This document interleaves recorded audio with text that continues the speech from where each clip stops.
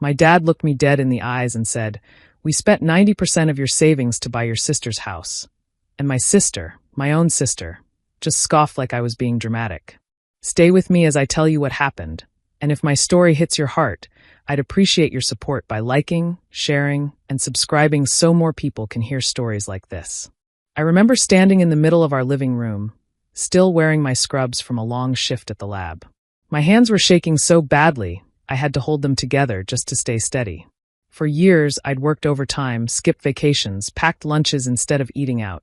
Every single dollar I saved had a purpose. It was supposed to become the down payment on the small house I dreamed of owning one day. My first real step toward independence. And suddenly, in one sentence, my dad told me it was gone. Not borrowed. Not requested.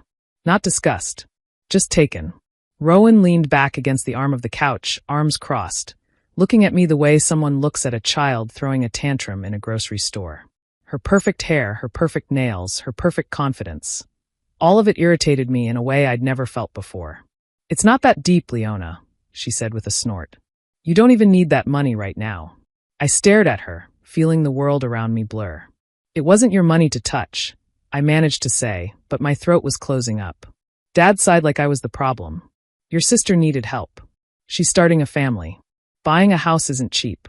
And I don't get to start my own life?" I asked quietly. Mom stepped in, voice soft but firm in that classic manipulative way. "Sweetheart, Rowan has always had bigger responsibilities.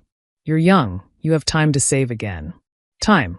They took years of my life and waved it off like it was pocket change. I asked them how they even accessed the account, since it was supposed to be mine alone. Dad didn't even flinch. "You signed those forms years ago. You gave us permission." I felt like I'd been punched. I remembered being a teenager, signing whatever my parents handed me because they were my parents. Trust wasn't something I ever questioned. Rowan smirked. "Honestly, Leona, you should be thanking us. At least the money went somewhere useful." Useful. My entire future was useful to her as a stepping stone for her own. I could feel betrayal building like heat behind my ribs. My palms sweated, my chest tightened, and for the first time in my life, my family didn't feel like my family. They felt like strangers wearing familiar faces. And the worst part, they truly believed I had no right to be angry. That moment, their coldness, their dismissal, the way they stood together against me, was the beginning of everything that came next. The moment my life split into before and after. Leona stood in the kitchen, her voice trembling as she demanded answers, real answers. Not the excuses they'd thrown at her earlier. But Marshall and Darlene looked at her like she was the unreasonable one. Her father crossed his arms, his tone sharp. "You're making this bigger than it is, Leona. Your sister needed help. You've always been more stable. You don't need the money the way she does." More stable? She felt her chest tighten. Working double shifts, budgeting every dollar, cutting corners to build a future. That was stability to them? And instead of respecting it, they used it to justify betrayal. Her mother chimed in, shaking her head in disappointment, as if Leona had disappointed them. "You know Rowan has more responsibilities. She's married, she's building a home. You're single, honey. You'll bounce back. Bounce back from having her savings wiped out. Bounce back from being robbed." Meanwhile, Rowan lounged against the counter like she was watching a comedy show. She rolled her eyes dramatically. "Seriously, Lee, this attitude isn't cute. Mom and Dad did what any parents would do. Helping the child who actually needs it." Leona snapped her gaze toward Rowan. "It wasn't your money." Rowan shrugged. "It was sitting there doing nothing. I actually used it for something meaningful." The words hit her like ice water. Meaningful. Buying Rowan a house was meaningful. But her own future, her own sacrifices, her own dreams? Apparently meaningless. As the argument grew louder, something began to click into place in Leona's mind. Pieces that had never made sense now formed a picture she didn't want to see. This wasn't new. The favoritism wasn't a rare slip-up or a desperate decision made in the moment.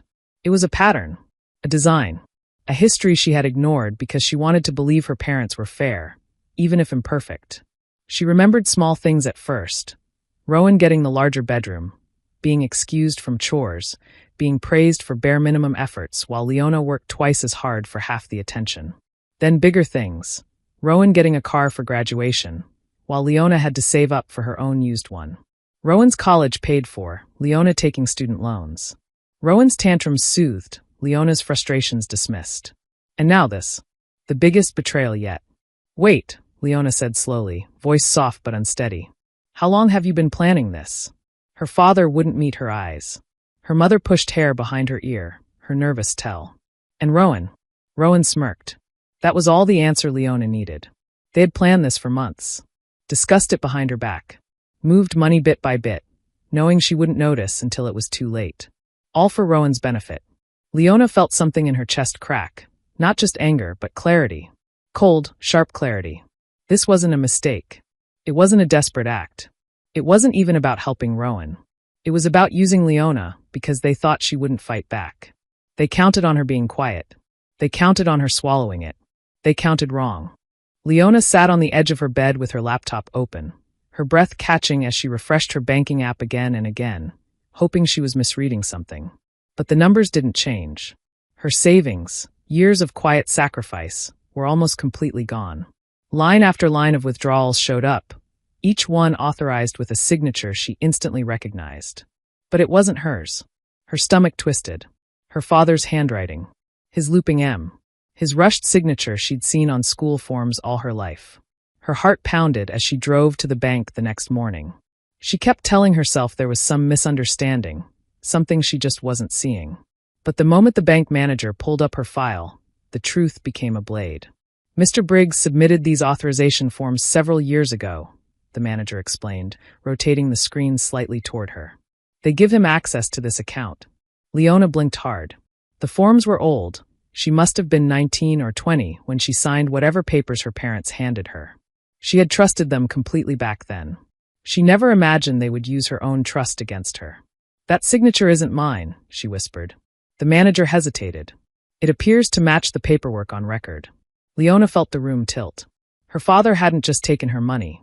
He had planned it, prepared for it, set it up so she would never be able to stop him. It wasn't a spur-of-the-moment decision. It was a betrayal built on forged permissions and stolen trust. She left the bank feeling hollow. The world around her felt distant, muffled, like she was underwater. She drove straight to Grant's apartment, hoping, desperately, that at least he would understand. When she walked in, he barely looked up from his phone. "You're still upset about that?" "Still upset." Her voice cracked. "Grant, they took everything. My dad forged paperwork. Do you understand what that means?" He shrugged, setting his phone aside with a sigh like she was inconveniencing him. "Leona, they're your parents. Families do messed up things sometimes. You can't hold a grudge forever." She stared at him, her chest tightening. "You're telling me to let it go?" "Well, yeah." He stood and placed a hand on her shoulder, more to quiet her than to comfort her. "Your sister needed help. Your parents probably thought you wouldn't mind that much." "Grant, it's my entire savings." He exhaled impatiently. "Look, I don't want to get in the middle of your family drama. Just don't blow this out of proportion." Leona stepped back, feeling cold spread through her bones. Grant wasn't on her side. He didn't even try to be. The one person she thought she could lean on was brushing her pain off like it was an overreaction. Walking out of his apartment, she felt something inside her collapse. Her family had betrayed her. Now Grant had too. She felt small, cornered, and painfully alone, as if the floor beneath her life had been yanked away. The isolation sank deep, pushing her toward a breaking point she never imagined she'd reach. Leona sat in her car for nearly 20 minutes before she finally forced herself to step into the law office. Her hands were still trembling from everything she had learned. Her savings gone, her father's forged signature, Grant's cold dismissal. She felt stripped down to bone, but she knew she needed answers, even if they scared her. Mira Hensley, a sharp-eyed attorney with a calm voice, greeted her and led her into a private room. The moment the door closed, Leona felt the weight of everything land on her shoulders again. "Tell me what happened," Mira said gently. Leona explained everything.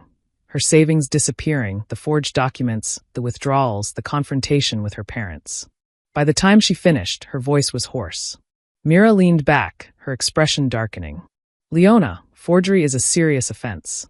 Accessing your account without valid permission is a crime, even if the person doing it is a parent." Hearing it said so plainly made Leona's stomach twist. Crime. Not a misunderstanding. Not a family argument. A crime.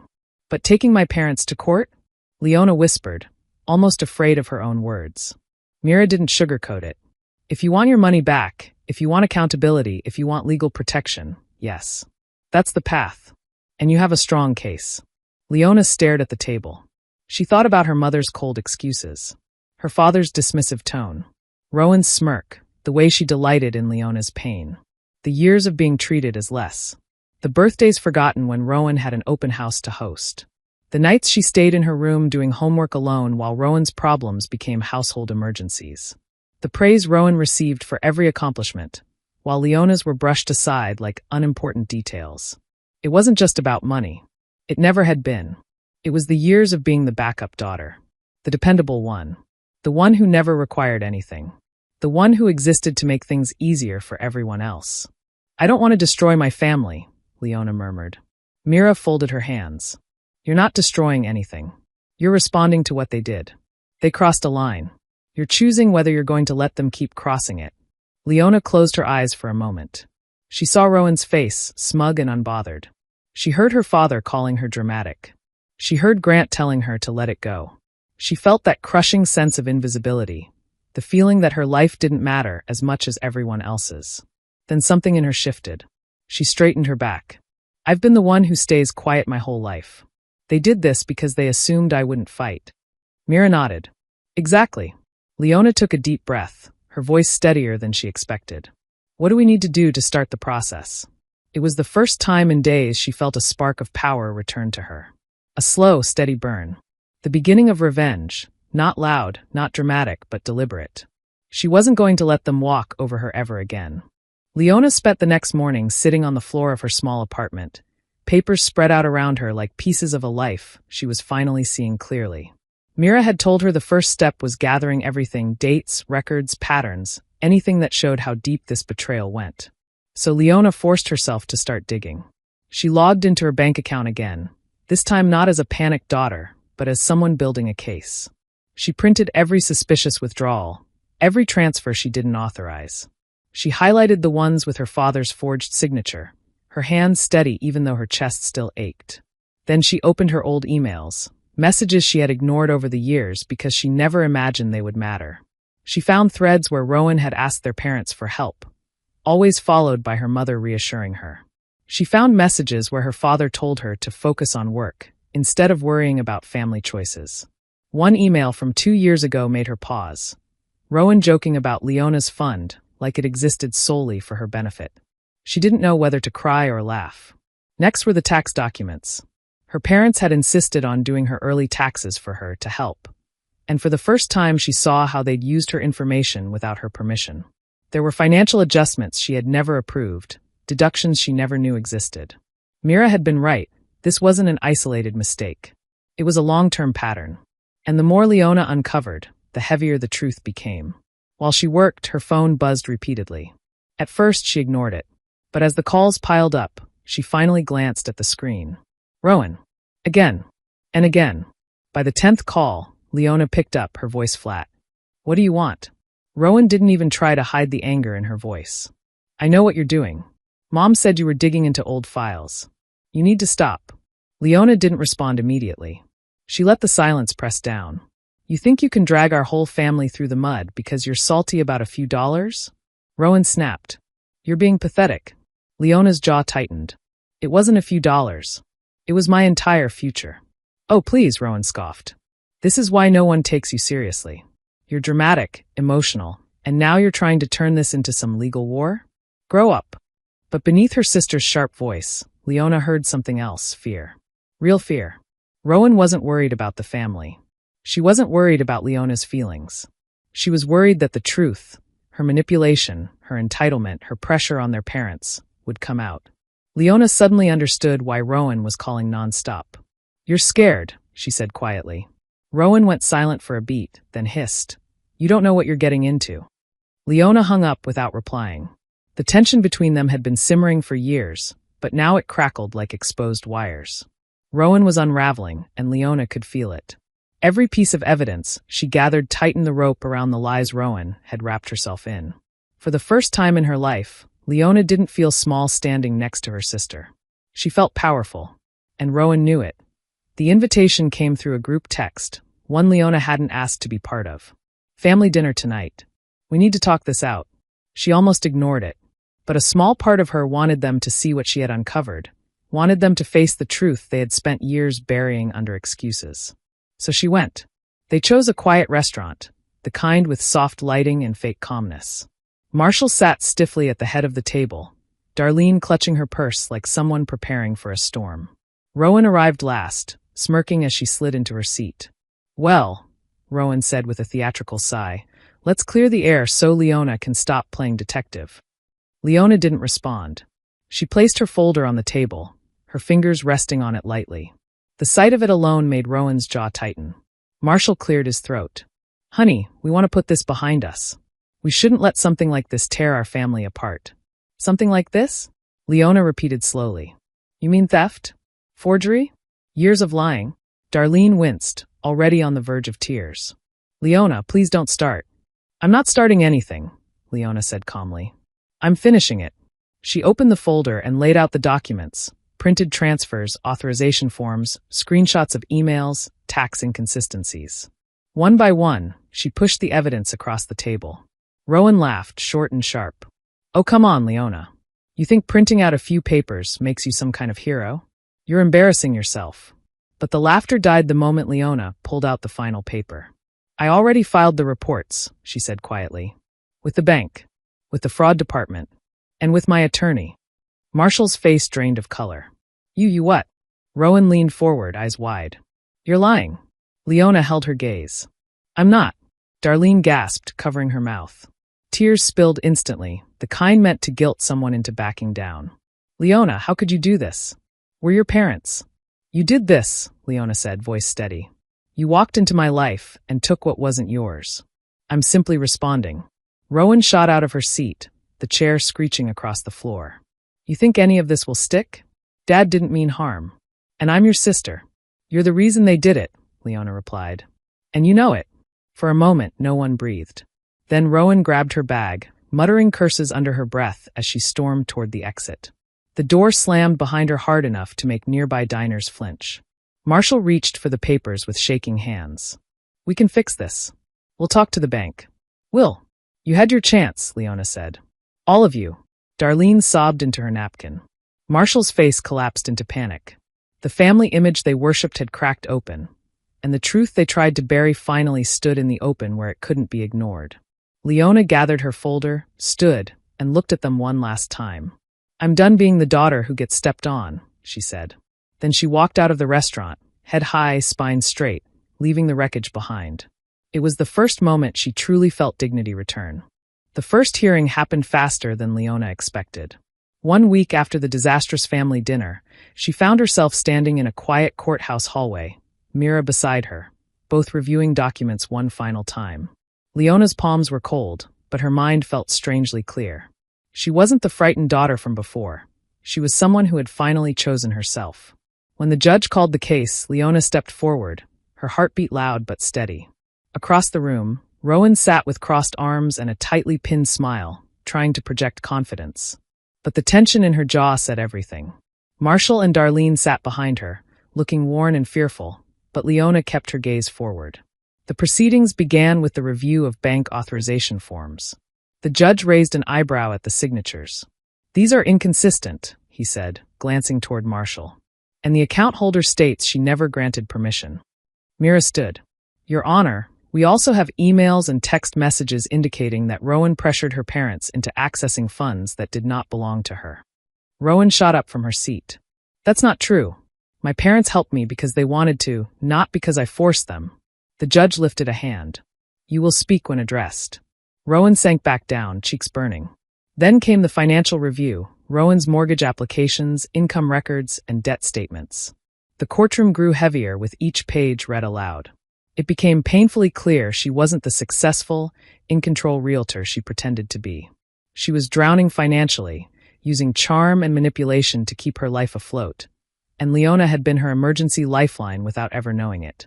Marshall admitted they had moved the funds because Rowan insisted it was the only way she wouldn't lose the house she deserved.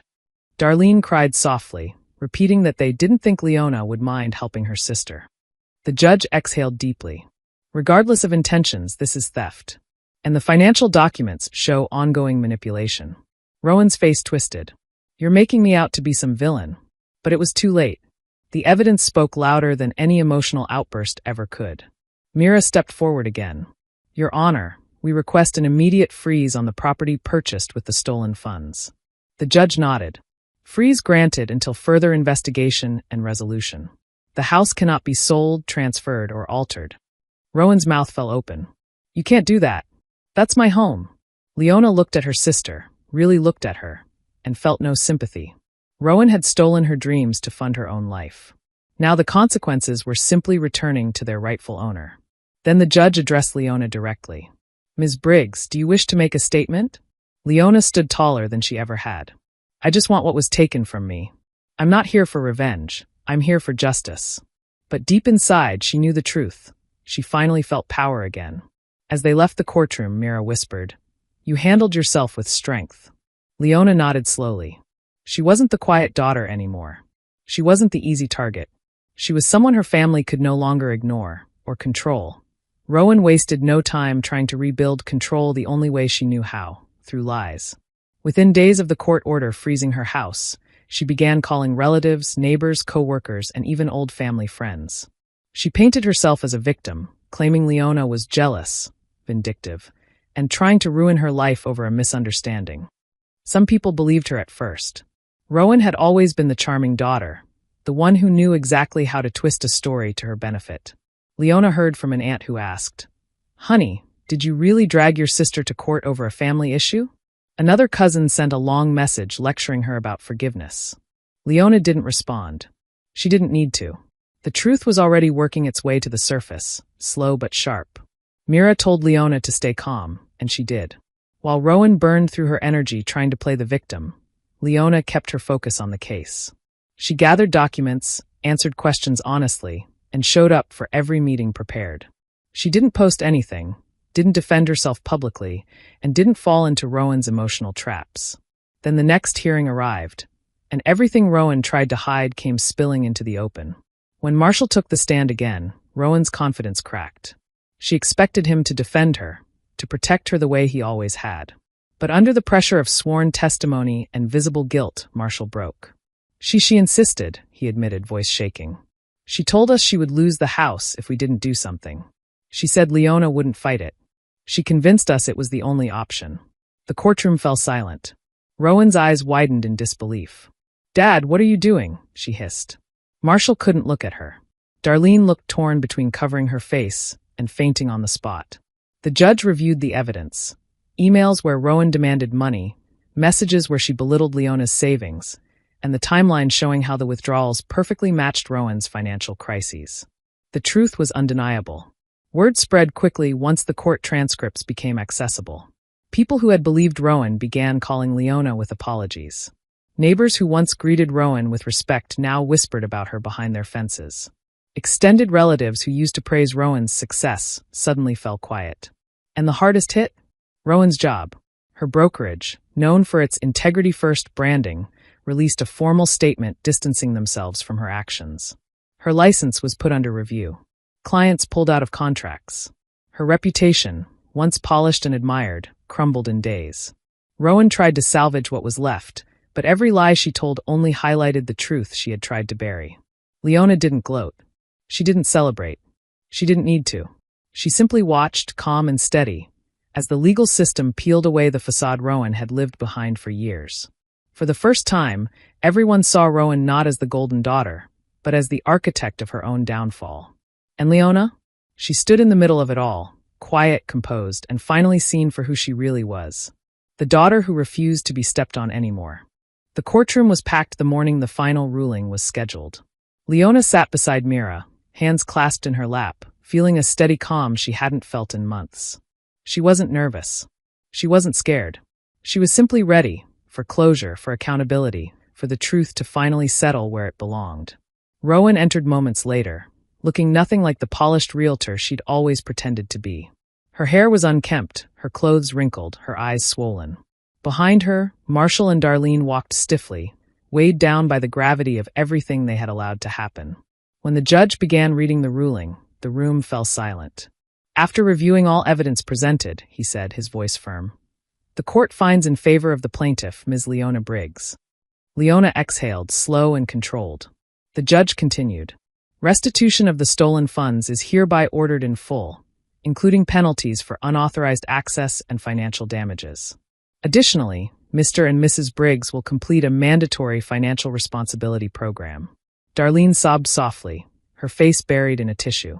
Marshall stared straight ahead, his expression hollow. The judge then turned his attention to Rowan. As for Ms. Rowan Briggs Caldwell, evidence shows she manipulated her parents, pressured them into the theft, and knowingly benefited from illegal transfers. The property purchased with the stolen funds will be relinquished, as it was obtained through fraudulent means. Rowan's eyes widened. You're taking my house? You can't do that, she cried. But the judge didn't waver. Furthermore, due to ethical violations uncovered during this case, your real estate license will be suspended pending investigation. A strangled sound escaped Rowan's throat, a mix between disbelief and panic. And then came the blow she clearly hadn't expected.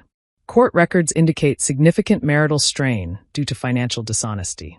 While this court does not decide marital matters, it is noted that your spouse filed separation documents earlier this week. Rowan's face crumpled. She sank into her chair as if her entire world had caved in. Leona didn't smile. She didn't flinch. She simply listened, steady and unmoved. Consequences. Something her family had never faced, until now. When the proceedings ended, Marshall approached her. For the first time in her life, he looked small, fragile. Leona, we didn't think it would come to this. She met his eyes, calm but distant. You didn't think because you didn't see me as someone who mattered. Darlene reached for her, voice breaking. We're still your family. Leona stepped back. Family doesn't do what you did. The truth settled between them like a wall no one could cross. As Leona walked out of the courthouse, she felt a strange lightness. The restitution wouldn't erase the hurt. The penalties wouldn't repair the trust. The mandatory classes wouldn't rewrite the years of favoritism. But justice had been served. Her parents now lived with the consequences they had created. Rowan had lost the life she'd built on entitlement and lies. And Leona? For the first time, she felt completely free. Leona didn't rush to spend the restitution when it finally reached her account. She let it sit there for a week, untouched, almost unreal, as if any sudden movement might make it disappear again. But it didn't. It was hers, reclaimed through strength she never knew she had. When she finally began looking for homes, she did it quietly and without fanfare. No sister hovering over her shoulder. No parents nudging her toward decisions that benefited everyone except her. Just Leona and her own choices, something she had long been denied. She toured several places, always trusting her instincts. Some houses felt wrong the moment she stepped inside, too big or too cold. Others felt staged, like they were pretending to be homes. Then one afternoon, she walked into a small, sunlit house on a quiet street, and something inside her settled. It wasn't fancy. It wasn't perfect. But it felt real. It felt hers. 2 weeks later, she signed the papers. As she stood in the empty living room, surrounded by echoing walls and soft afternoon light, she realized she was finally standing in a space built from her own decisions, her own work, her own perseverance. No one could take this from her. Grant called the day she moved in. He had heard bits and pieces about the court ruling and wanted, in his words, to talk things out. But Leona didn't want to talk anything out. She had replayed their last conversation in her mind too many times. The way he dismissed her pain, the way he treated her betrayal like an inconvenience. She wasn't the same woman who needed his validation. Grant, she said calmly, I'm done. I'm choosing myself now. He tried to argue, to guilt her, to soften her resolve. But nothing worked. She ended the call, blocked his number, and felt a relief so deep it surprised her. As for her family, she kept her distance. Marshall sent stiff messages apologizing without really apologizing. Darlene sent long texts filled with tears and half-excuses. Rowan stayed silent, nursing the ruins of the life she had built on entitlement. Leona didn't forgive them.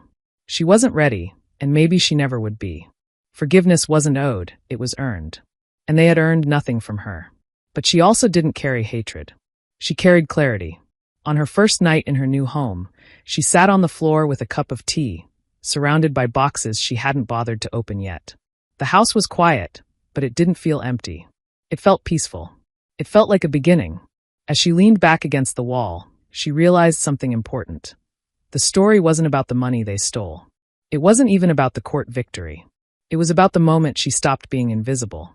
The The moment she stopped shrinking to fit their expectations. The moment she chose herself, loudly and without apology. Leona closed her eyes and exhaled, letting the past slip further away. She had lost money, but she had reclaimed her power. And that was worth far more. Do you believe Leona made the right choice by stepping away from her family? Or do you think she should have given them another chance? I'm really curious to hear your thoughts. Share them in the comments. And if stories like this resonate with you, make sure to subscribe and turn on notifications so you never miss the next one.